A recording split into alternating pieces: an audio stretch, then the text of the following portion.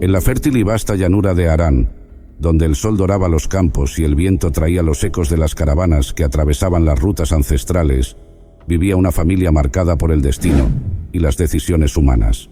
Lea, la mayor de las hijas de Labán, creció en un hogar donde el astuto corazón de su padre siempre buscaba la ventaja. Desde niña, Lea sabía que su vida no sería fácil, pues en una sociedad que valoraba la belleza por encima de todas las cosas, ella carecía de ese brillo que su hermana menor, Raquel, poseía sin esfuerzo. Raquel era como una estrella resplandeciente, y su belleza parecía hipnotizar a todos los que la rodeaban. Lea, en cambio, era de una belleza más sencilla, con unos ojos descritos como delicados, mientras que en Raquel se veían la alegría y la juventud desbordante. En los ojos de Lea se leía una sabiduría callada, un alma que había aprendido a vivir en silencio, a ser observadora del amor que nunca parecía ser para ella. La llegada de Jacob a la casa de Labán trajo consigo una esperanza y una tristeza nueva. Jacob, un hombre marcado por la astucia heredada de su madre, había huido de su tierra natal para escapar de la furia de su hermano Esaú, y al llegar a Harán, quedó prendado de la belleza de Raquel. Desde el primer momento, el destino de Jacob y Raquel parecía estar entrelazado por un amor que crecía cada día más.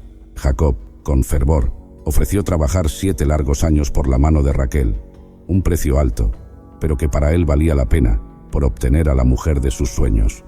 Lea, en cambio, observaba todo esto desde la sombra. Sabía que no era ella quien ocupaba los pensamientos de Jacob, que su presencia apenas era notada en comparación con la luz que irradiaba su hermana.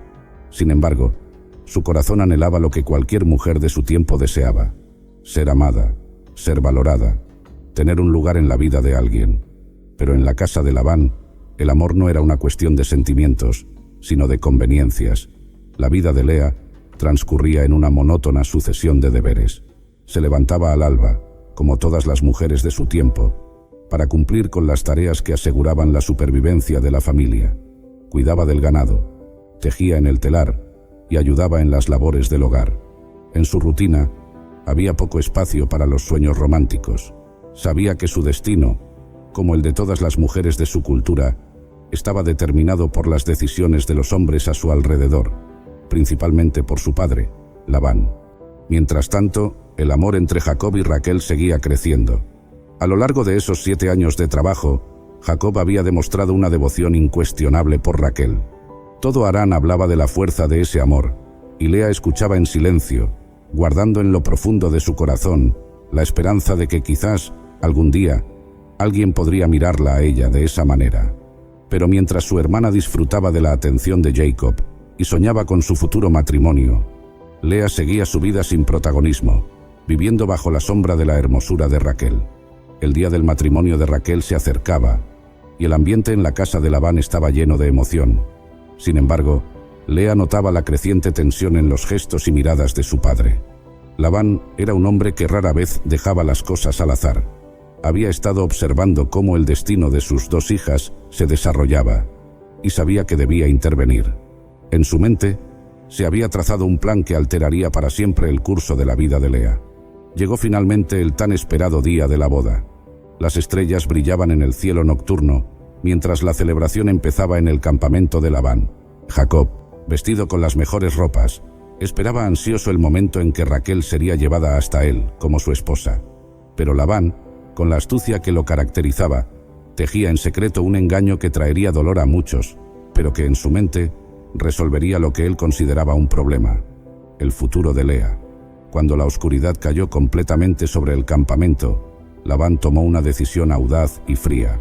En lugar de entregar a Raquel, envolvió a Lea en el velo nupcial tradicional, cubriéndola de pies a cabeza. En esa época, las ceremonias nupciales se realizaban en la penumbra, y el rostro de la novia no era revelado hasta después de consumado el matrimonio. Lea, sin posibilidad de rechazar el plan de su padre, fue conducida a la tienda de Jacob, sabiendo que él la tomaría creyendo que era Raquel. Durante esa noche, el silencio y la oscuridad fueron los cómplices del engaño. Lea y Jacob compartieron su lecho, y aunque su cuerpo estaba junto al de él, su corazón se encontraba a años luz de distancia.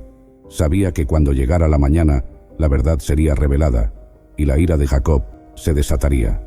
Aún así, Lea no dijo nada, no protestó. ¿Qué podía hacer ella contra el plan de su propio padre? Su vida estaba marcada por la obediencia, y esa noche no sería diferente. Al amanecer, cuando la luz del sol atravesó la tienda, Jacob descubrió la verdad. El velo ya no cubría el rostro de Lea, y la furia en los ojos de Jacob fue inmediata. Se levantó de un salto y corrió a enfrentar a Labán, exigiendo respuestas, mientras Lea, humillada, se quedaba atrás, temiendo el futuro que ese engaño le había asegurado. El engaño de Labán había cumplido su propósito, pero no sin dejar un rastro de amargura en el corazón de Jacob. Aunque accedió a trabajar otros 7 años para obtener la mano de Raquel, el daño ya estaba hecho. Lea, que ahora era su esposa por el derecho de la ley, viviría en su casa, pero no en su corazón. Su vida matrimonial comenzó en un ambiente de rechazo, un rechazo que se profundizaba cada día al ver cómo Jacob seguía dedicando su amor a Raquel. Lea, sin embargo, no se rindió. Sabía que el amor de Jacob no le pertenecía, pero en su dolor halló consuelo en algo mucho más grande. Dios, en su infinita misericordia, vio el sufrimiento de Lea y decidió bendecirla. Mientras Raquel, la amada, seguía estéril, Lea fue la primera en recibir la bendición de la maternidad. Dios abrió su vientre, y Lea concibió y dio a luz a su primer hijo, a quien llamó Rubén, diciendo: «Porque el Señor ha visto mi aflicción. Ahora, sin duda, mi esposo me amará». Sin embargo, a pesar de los nacimientos sucesivos de Simeón, Leví y finalmente Judá, el corazón de Jacob no se volvió hacia Lea. Con cada hijo, ella esperaba ansiosa que su esposo reconociera su valor, que por fin la viera a ella. Pero Jacob seguía siendo cautivo del amor de Raquel. Sin embargo, con el nacimiento de Judá, algo cambió en Lea. Después de años de esperar el amor de su esposo, finalmente dirigió su mirada hacia el cielo y dijo: «Esta vez alabaré al Señor». Con Judá, Lea dejó de buscar la aprobación de Jacob y encontró paz en la bendición divina. La vida de Lea alcanzó su clímax no en la conquista del corazón de Jacob, sino en el descubrimiento de que su valor no estaba definido por el amor de un hombre, sino por el plan divino que Dios tenía para ella. Aunque Jacob nunca la amó como amaba a Raquel, Lea fue la madre que dio origen a tribus importantes en la historia de Israel. Entre sus hijos, fue Judá quien marcaría el linaje de los reyes, y a través de él, el Mesías prometido. En medio del dolor, la rivalidad con su hermana y el desprecio de su esposo, Lea encontró una fuente de paz y propósito. Aceptó que su vida no sería la que ella había soñado, pero también comprendió que Dios la había elegido para algo mayor. Su humildad, su perseverancia y su fe la llevaron a ser una figura clave en la historia de Israel, incluso cuando su papel en la vida de Jacob parecía insignificante. Lea continuó su vida en el hogar de Jacob, siempre sintiendo la sombra de Raquel a su lado. Día tras día, veía el afecto y la devoción de su esposo dirigidos hacia su hermana menor, y aunque el tiempo pasaba, el peso de su condición de esposa no amada jamás se desvanecía. Raquel, con su belleza y el amor inquebrantable de Jacob, siempre fue el centro de su hogar, el eje alrededor del cual giraba la vida cotidiana de la familia. Cada mirada que Jacob lanzaba a Raquel estaba cargada de ternura y anhelo, y esas mismas miradas pasaban por Lea como si fuera una figura invisible, presente en cuerpo, pero no en corazón. Pero, aunque el amor de su esposo le era negado, la bendición de Dios continuaba manifestándose en la vida de Lea de una manera extraordinaria. Uno tras otro, sus hijos crecían fuertes, formando las bases de las tribus de Israel. Cada hijo que daba a luz era un recordatorio de que, aunque los hombres no la valoraban, Dios había puesto su mirada en ella. Rubén, Simeón, Leví, Judá, Isacar, Zabulón y su hija Dina, todos nacieron bajo la mano divina, cada uno trayendo una promesa de futuro. A través de ellos, Lea encontró su consuelo, su razón de vivir y su propósito más allá del amor humano que tanto había ansiado. Los hijos de Raquel, José y Benjamín, llegaron más tarde y eran también motivo de orgullo para Jacob. Sin embargo, el linaje de poder y realeza no vendría de los hijos de Raquel, sino de Judá, el hijo de Lea. Esto, aunque oculto para muchos, era una señal clara de que el propósito de Dios para Lea iba más allá de su dolor presente. Mientras Jacob derramaba su afecto sobre Raquel y sus hijos, Lea veía el favor de Dios creciendo en el futuro de los suyos. En silencio, vivía con la certeza de que, aunque en vida su esposo no le brindara el amor que tanto anhelaba, el plan de Dios para su descendencia era mucho mayor que cualquier afecto pasajero. Raquel, la hermosa, la amada, murió antes de tiempo, en un giro trágico que marcó profundamente la vida de Jacob. Murió dando a luz a su segundo hijo, Benjamín, en el camino a Efrata. Para Jacob, fue una pérdida devastadora. El amor de su vida, su compañera de sueños, había partido, dejando un vacío imposible de llenar. Pero para Lea, la muerte de su hermana significó una mezcla de sentimientos. No fue la victoria que tal vez otras mujeres en su lugar habrían experimentado, sino una profunda tristeza por la pérdida de alguien con quien compartía lazos de sangre, a pesar de la rivalidad. Aún así, la muerte de Raquel dejó a Lea como la única esposa sobreviviente de Jacob, el pilar de la familia que, aunque no amada con la misma pasión, había estado siempre presente. Con el paso del tiempo, Jacob comenzó a reconocer el papel que Lea había jugado en su vida. Ella, la madre de la mayoría de sus hijos, la mujer que nunca abandonó su lugar, la esposa que cumplió con su deber incluso en la sombra del desamor, empezó a ser vista con otros ojos. Tal vez fue la madurez de los años, o la distancia que el dolor de la muerte de Raquel había dejado, pero Jacob empezó a entender que el valor de Lea no residía en su apariencia, ni en la pasión que alguna vez había sentido por Raquel, sino en su fidelidad, su constancia y en los hijos que ella le había dado. Cada uno de ellos llevaba una parte de Lea consigo, y a través de ellos, Jacob veía la bendición de Dios. Cuando Jacob llegó al final de su vida, tomó una decisión que marcó un cambio significativo en su relación con Lea. A punto de morir, pidió que lo enterraran en la cueva de Macpela, junto a Abraham y Sara, Isaac y Rebeca. No pidió estar al lado de Raquel, la esposa de su juventud, la mujer por la que había trabajado 14 largos años. No, Jacob eligió estar junto a Lea. Esto fue más que una simple disposición de su cuerpo. Fue un reconocimiento final del lugar de Lea en su vida, un acto que en muerte reveló una verdad que en vida nunca pudo expresar del todo. Aunque el amor pasional que había sentido por Raquel era incuestionable, fue Lea quien, en silencio, se había ganado un lugar permanente a su lado, no solo en la tierra, sino en la eternidad. Lea, la mujer que fue despreciada, terminó siendo recordada no solo como la esposa no amada, sino como la madre del linaje real. De su hijo Judá nacerían reyes, y de su linaje vendría el Mesías, aquel que traería salvación al mundo entero. En los registros sagrados, su nombre permanece inscrito con honor, como una figura clave en la historia de Israel, la madre de un futuro glorioso que ella misma no alcanzaría a ver, pero que Dios había planeado desde el principio.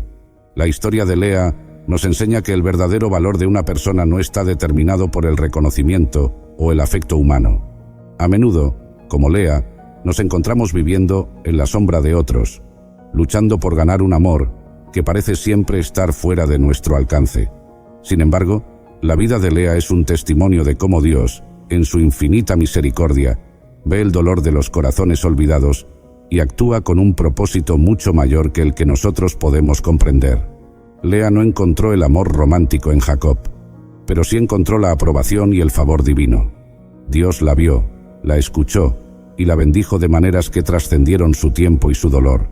Su vida nos muestra que el sufrimiento, cuando es vivido con fe y paciencia, puede ser transformado en bendición. Aunque Lea fue ignorada por los hombres, fue honrada por Dios, y su legado sigue vivo hoy. A través de su historia, aprendemos que, aunque el mundo pueda rechazarnos o hacernos sentir insignificantes, Dios nunca olvida a aquellos que sufren en silencio. Él escucha los clamores de los corazones heridos y cumple sus promesas. Al final, es su propósito el que define nuestras vidas, no las opiniones ni los afectos temporales de los demás. La noche era oscura y el aire estaba cargado de misterio. En el vado de Jaboc, mientras esperaba con ansiedad el inminente encuentro con mi hermano Esaú, un hombre misterioso apareció de repente y comenzamos a luchar. La intensidad de la batalla aumentaba con cada minuto, y aunque no sabía quién era, sentía que mi vida y mi destino estaban en juego.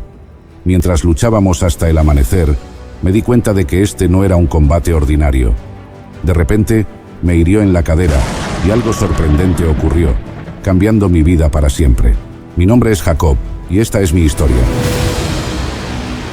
Todo comenzó cuando era niño, en la casa de mi padre Isaac y mi madre Rebeca.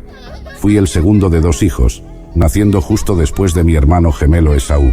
Aunque nacimos el mismo día, nuestras diferencias eran claras desde el principio. Esaú, cubierto de un espeso manto de vello rojo, salió primero del vientre de nuestra madre, ganando así el derecho de primogenitura. Yo, aferrado al talón de mi hermano, llegué al mundo inmediatamente después, como si desde ese momento estuviera luchando por mi lugar en la familia. Esaú era fuerte, un cazador hábil y el favorito de mi padre. Su piel curtida por el sol y su espíritu indomable lo hacían el hijo ideal para Isaac, quien veía en él a un digno sucesor. Yo, en cambio, era más tranquilo, prefiriendo quedarme en casa y ayudar a mi madre. Mi vida transcurría en el campamento, aprendiendo las artes domésticas, el manejo del ganado y los negocios de la familia. Mi madre, Rebeca, siempre decía que yo tenía una mente aguda y un corazón sensible. Encontré consuelo en las tareas cotidianas y en la conversación con mi madre, quien veía en mí cualidades que otros pasaban por alto.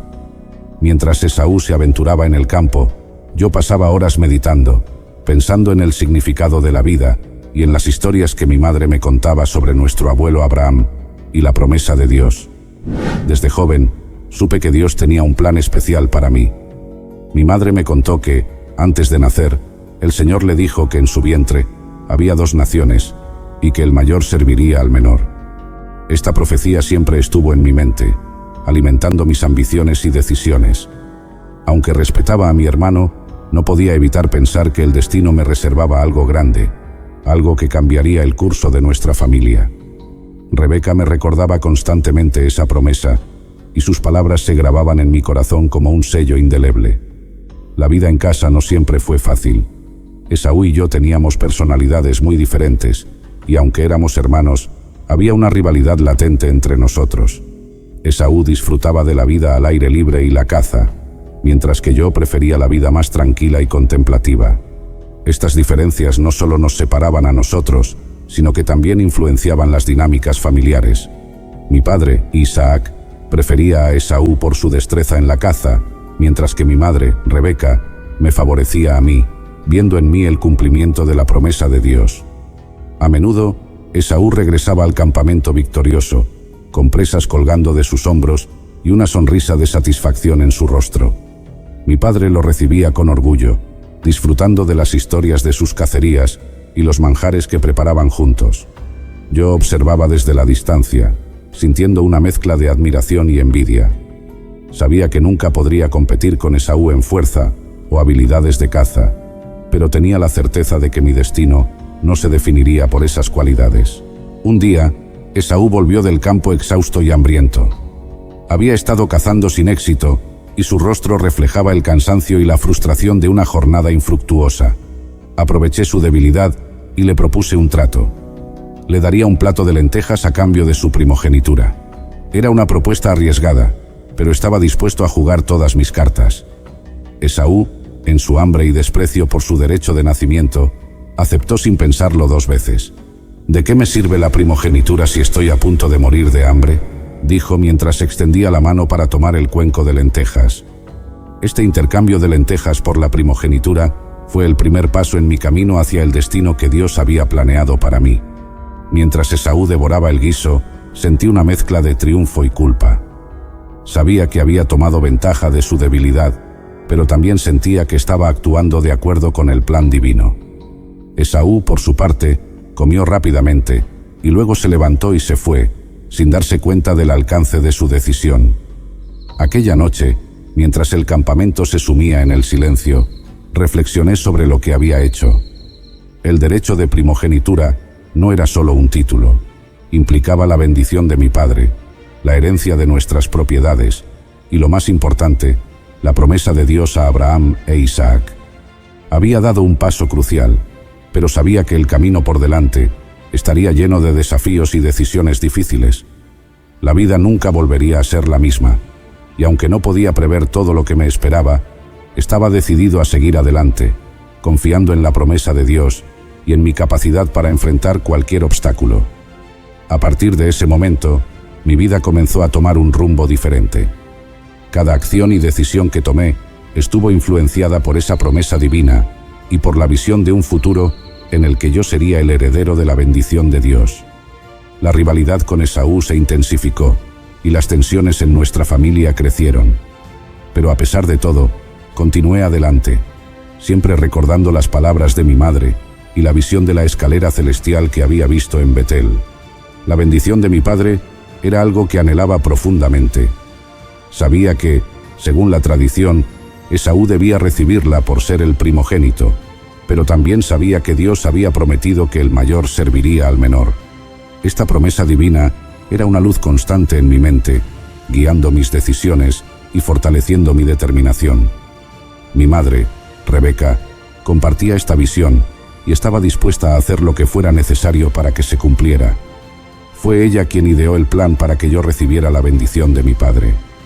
Isaac, mi padre, ya era anciano, y su vista se había deteriorado considerablemente. Sabía que el momento de dar su bendición final estaba cerca, y llamó a Esaú, su hijo favorito, para que cazara y le preparara un guiso sabroso. Mientras Esaú se adentraba en el campo, mi madre rápidamente me llamó y me explicó su plan. Ve al rebaño y tráeme 2 de los mejores cabritos. Prepararé un guiso como a tu padre le gusta, y tú se lo llevarás para que te bendiga en lugar de a Esaú, me dijo con urgencia en su voz. Lleno de nerviosismo, pero también de una determinación férrea, obedecí. Mi madre cocinó el guiso, y luego tomó las pieles de los cabritos para cubrir mis manos y el cuello, para que pareciera tan velludo como Esaú. También me hizo poner las ropas de mi hermano, para que el olor del campo impregnara mi cuerpo. Con el guiso en las manos y el corazón latiendo rápidamente, me acerqué a mi padre. «Soy Esaú, tu primogénito», le dije con voz temblorosa. Isaac, aunque desconfiado al principio, me pidió que me acercara. Me tocó las manos y el cuello, y al sentir la piel velluda de los cabritos, se convenció de que era Esaú. La voz es la voz de Jacob, pero las manos son las manos de Esaú, murmuró para sí mismo. Sin darse cuenta del engaño, procedió a bendecirme. Que Dios te dé del rocío del cielo y de la grosura de la tierra, y abundancia de trigo y de mosto. Sírvante pueblos, y naciones se inclinen a ti. Sé Señor de tus hermanos, e inclínense a ti los hijos de tu madre. Malditos los que te maldijeren, y benditos los que te bendijeren, pronunció mi padre, confiriéndome una bendición que cambiaría el curso de nuestras vidas. La ira de Esaú cuando descubrió el engaño fue inmensa. Su grito de furia resonó en toda la casa, y el miedo me invadió. «¿No me has reservado ninguna bendición?», clamaba, y mi corazón se rompía al escuchar su desesperación. Isaac le dio una bendición secundaria, pero la herida de Esaú no sanaría fácilmente. Esaú juró vengarse y matar a su hermano. Temiendo por mi vida, mi madre me aconsejó huir a la casa de su hermano Labán en Harán. Partí de inmediato, dejando atrás a mi familia y todo lo que conocía.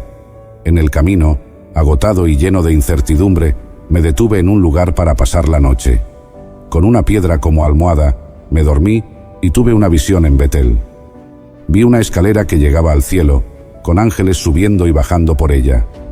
En lo alto de la escalera, el Señor se me apareció y dijo: «Yo soy el Señor, el Dios de tu padre Abraham y el Dios de Isaac. La tierra en la que estás acostado, te la daré a ti y a tu descendencia. Tu descendencia será como el polvo de la tierra, y te extenderás al occidente, al oriente, al norte y al sur. En ti y en tu simiente serán benditas todas las familias de la tierra. He aquí, yo estoy contigo, y te guardaré por donde quiera que fueres, y volveré a traerte a esta tierra, porque no te dejaré hasta que haya hecho lo que te he dicho». Este sueño me llenó de esperanza y fortaleza para el viaje que tenía por delante. Me levanté de aquel lugar con una renovada confianza en la promesa de Dios. Marqué el lugar como sagrado, llamándolo Betel, y prometí que si Dios me protegía en mi viaje y me traía de vuelta en paz, Él sería mi Dios. Al llegar a Harán, conocí a mi tío Labán y me enamoré de su hija menor, Raquel. Su belleza me cautivó desde el primer momento y su dulzura conquistó mi corazón. Sin dudarlo, ofrecí trabajar 7 años para poder casarme con ella. Los 7 años pasaron rápidamente, pues mi amor por Raquel era tan grande que el tiempo volaba cuando pensaba en ella. Finalmente, llegó el día de la boda. Pero Labán, conocido por su astucia, me engañó.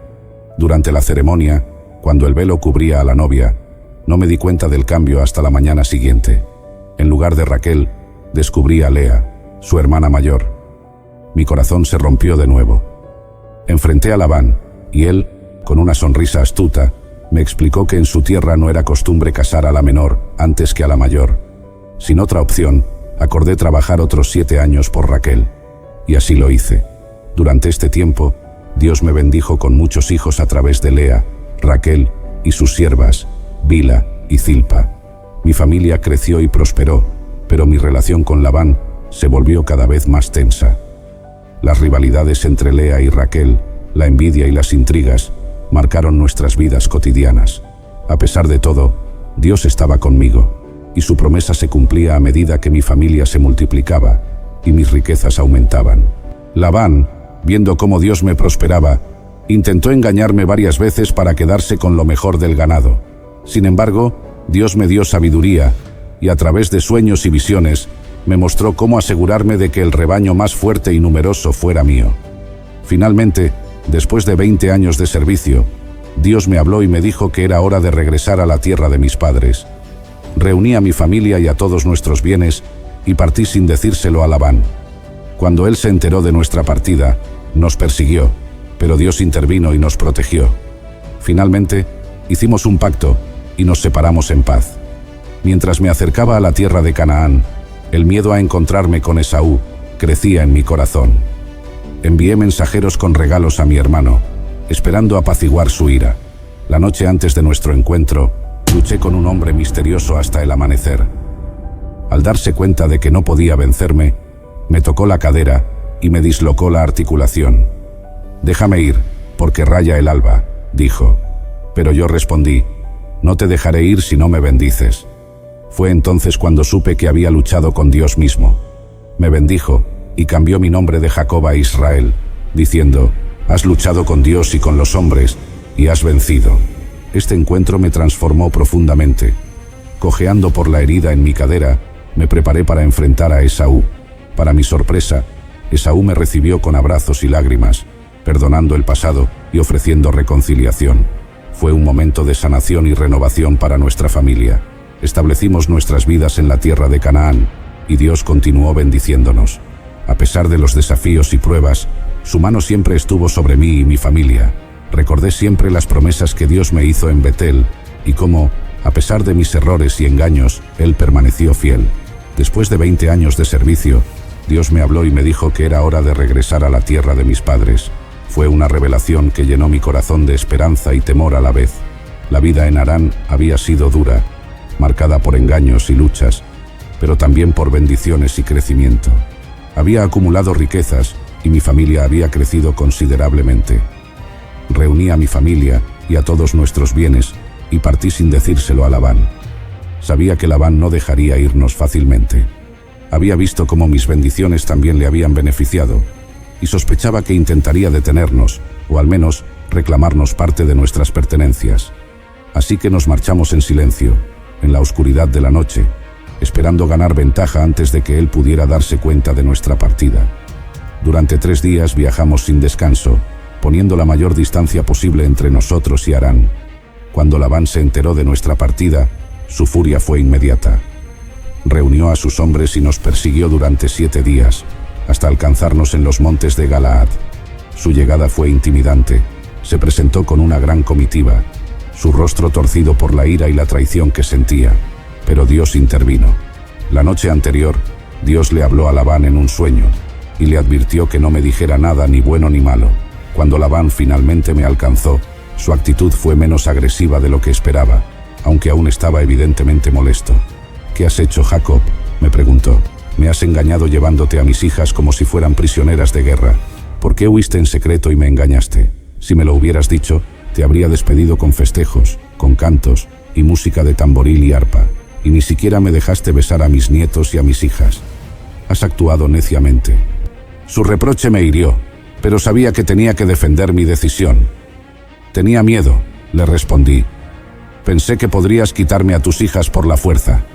Luego, buscando una solución pacífica, continué.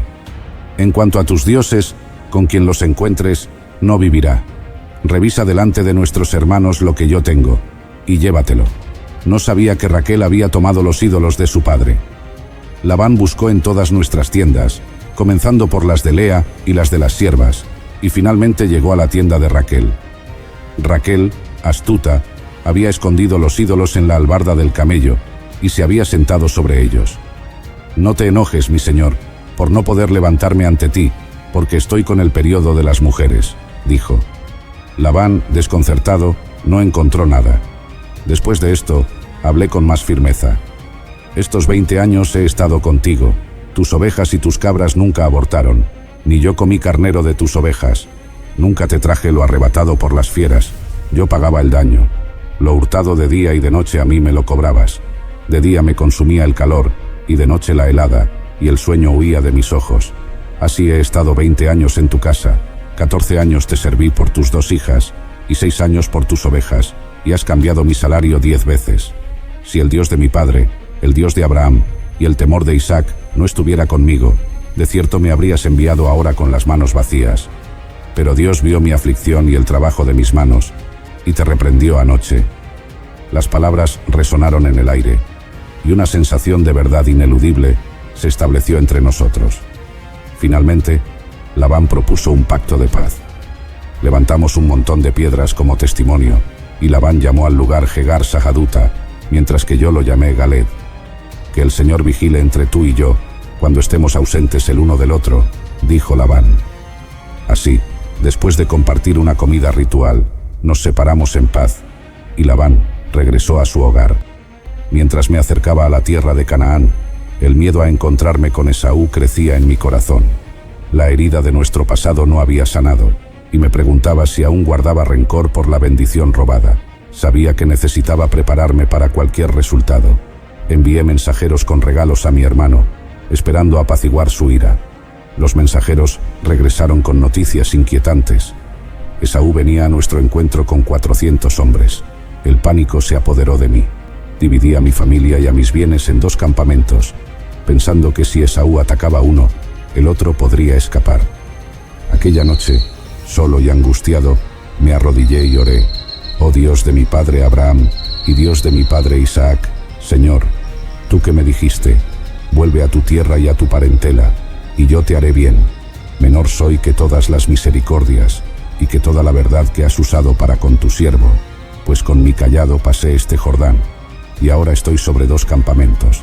Líbrame, te ruego, de la mano de mi hermano, de la mano de Esaú, porque le temo, no venga acaso, y me hiera la madre con los hijos.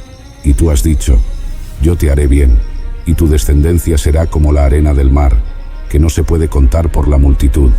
La noche antes de nuestro encuentro, luché con un hombre misterioso hasta el amanecer. Al principio, no entendía quién era este hombre ni por qué luchábamos. La lucha fue intensa, y aunque estaba exhausto, no podía dejar de pelear. Al darse cuenta de que no podía vencerme, me tocó la cadera y me dislocó la articulación. Un dolor agudo me recorrió el cuerpo, pero no me rendí. Déjame ir, porque raya el alba, dijo. Pero yo respondí, no te dejaré ir si no me bendices. Fue entonces cuando supe que había luchado con Dios mismo. Me bendijo y cambió mi nombre de Jacob a Israel, diciendo, has luchado con Dios y con los hombres, y has vencido. Este encuentro me transformó profundamente. Cojeando por la herida en mi cadera, me preparé para enfrentar a Esaú. Para mi sorpresa, Esaú me recibió con abrazos y lágrimas, perdonando el pasado y ofreciendo reconciliación. Fue un momento de sanación y renovación para nuestra familia. Nos abrazamos, y sentí que un peso inmenso se levantaba de mis hombros. Establecimos nuestras vidas en la tierra de Canaán, y Dios continuó bendiciéndonos. Construí un altar en Betel, recordando la promesa que Dios me había hecho cuando huía de mi hermano. A pesar de los desafíos y pruebas, su mano siempre estuvo sobre mí y mi familia. recordé siempre las promesas que Dios me hizo en Betel y cómo, a pesar de mis errores y engaños, Él permaneció fiel. La vida en Canaán tuvo sus propias pruebas y tribulaciones. Mis hijos crecieron y, como es natural en las familias grandes, surgieron conflictos. Mi hijo José, el mayor de Raquel, se convirtió en mi favorito, lo que provocó envidia y resentimiento entre sus hermanos. Este favoritismo llevó a una serie de eventos dolorosos, incluyendo la venta de José como esclavo a Egipto, un engaño que me hizo creer que había sido devorado por una bestia salvaje. A pesar de estos momentos oscuros, Dios seguía trabajando en nuestras vidas. Años más tarde, durante una gran hambruna, descubrí que José estaba vivo y se había convertido en un hombre poderoso en Egipto. Fue un reencuentro lleno de lágrimas y alegría, y vi una vez más cómo Dios cumple sus promesas de formas que nunca podríamos prever. Mi familia se mudó a Egipto bajo la protección de José, y viví mis últimos años rodeado de mis hijos y nietos, agradecido por la fidelidad y la misericordia de Dios. Gracias por acompañarnos en este viaje a través de las Escrituras. Si esta narración ha tocado sus corazones y les ha inspirado, les invito a dejar su me gusta en este video. Su apoyo es invaluable y nos ayuda a continuar trayendo más contenido inspirador y educativo. No olviden suscribirse al canal y activar la campana de notificaciones para que sean los primeros en saber cuándo se publica el próximo episodio. Compartimos muchas más historias sagradas, llenas de enseñanzas y esperanza, que esperamos sean de gran bendición para ustedes y sus familias. Que Dios los bendiga abundantemente y que su fe se fortalezca día a día. Recuerden que, así como Dios guió a Jacob en sus viajes y transformaciones, Él también los guiará, si ustedes se lo permiten, en cada paso de su vida. Hasta la próxima. Bendiciones.